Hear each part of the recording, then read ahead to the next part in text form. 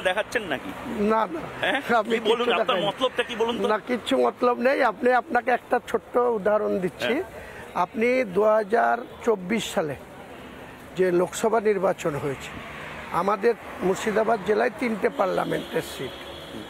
খলিলুর রহমান জিতেছে, আবু তাহের খান জিতেছে, ইউসুফ পাঠান জিতেছে, অধীরবাবু হেরেছে, সেলিম সাহেব হেরেছে। একজন প্রদেশ সভাপতি ছিল 10 বছর, আর একজন সেলিম সাহেব প্রেজেন্ট রাজ্য সম্পাদক। হারলো সেখানে। তো এই যে হার, এই যে রেজাল্ট, আপনি রাইট টু ইনফরমেশন অ্যাক্ট 2002 এইটাকে প্রয়োগ করে আপনি মুর্শিদাবাদের জেলা শাসকের কাছে একটা চিঠি দেন। বুথ ওয়াইজ 1800 কত বুথ আছে মুর্শিদাবাদ জেলায়, সেই বুথের রেজাল্ট নিয়ে নেন। তাহলে 100% মুসলিম বুথ কোনটা? 100% মুসলিম ভোট। হ্যাঁ, 100% মুসলিম বুথ কোনটা, সেই বুথের কত পার্সেন্ট পোল হয়েছে। মানে হিসেবটা বলছেন যে 100 জন মানুষ যদি 100 জন 90 জন যদি মুসলিম থাকে, 10 জন যদি হিন্দু থাকে, 10 জনের মধ্যে থেকে 5 জন ভোট দিতে যায় না বা ভোটের কাজ করে না হিন্দুদের মধ্যে, আর 90 এর মধ্যে 85 জন। আমি ঠিক আপনাকে ওইভাবে বলছি। আমি বলছি ধরুন একটা বুথ, সেই বুথে 1000 ভোট, 1000ই মুসলিম ভোট। সেই 1000 ভোটের পোলের আপনি রেজাল্ট শিটে কত পোল হয়েছে, সেই পোলের হিসেবটা আপনি পেয়ে যাবেন। তাহলে সেই পোলের দেখুন 80 থেকে 90 অব্দি পোল মুসলিম বুথে। এটা বাইরে থেকেও আসে, গুজরাট বাইরে ফাইরে কোথাও নেই, সব তো এখানে থাকে। পরিযায়ী শ্রমিকদেরকে আপনি পরিযায়ী শ্রমিকদের আগে থেকে বলে দেওয়া থাকে যেদিন ভোট আছে আসতে হবে। প্রতিষ্ঠান থেকে বলে দেয়? না না না, আমরা ব্যক্তিগত রিলেশনকে বলি। এবং তারা শোনে? হ্যাঁ, নিশ্চয়ই শোনে। 90% শোনে। 100 জন থাকলে 90 জন আসে, 10 জন হয়তো তার কোনো কারণে। 90 জনকে আপনি মেসেজটা পাঠিয়ে, তাই এবার ধরুন বললো আমার এত টাকা খরচা করে আমি একটা ভোট দিতে যাবো কেন? সবাই বলে না, কিছু কিছু লোক বলে যে আমার পয়সার অসুবিধা, আমি এই এলাম 10 দিন আগে এলাম, কি 1 মাস আগে এসছি, এখন যাব না।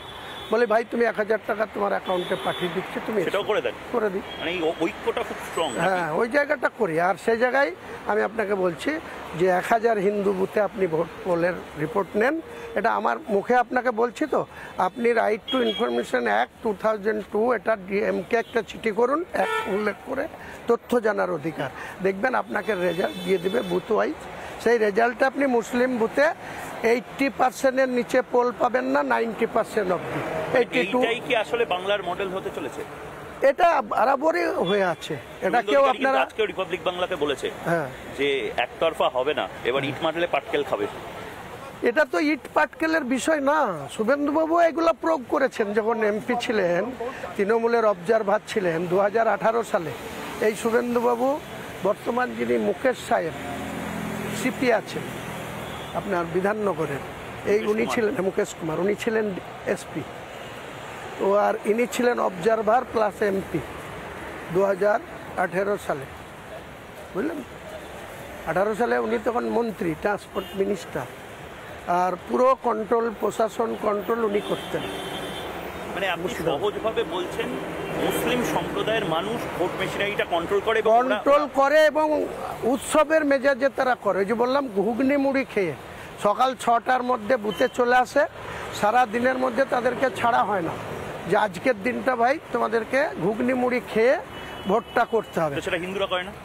ওরা বললাম তো, তাদের ঢিলেমি, অলসতা, তারা মাছ ভাত খেয়ে আরাম করবে, 2 ঘন্টা আরাম করে পরে 4টের সময় এসে খোঁজ নেবে। তৃণমূলের হিন্দুরা কি আলাদা করে আপনি বোঝান না এদের যে ভাই সারাদিন ধরে করতে হবে? তাদের তো এটা করেই তারা কোনো আরও বেশি খুব আরামদায়কভাবে নেতৃত্ব পেয়ে যায়, আরামদায়কভাবে পজিশন পেয়ে যায়। তাহলে তার আমি যদি বিনা পরিশ্রমে যদি আমার মাসে অ্যাকাউন্টে টাকা ঢোকে, তাহলে আমি পরিশ্রম করবো কেন?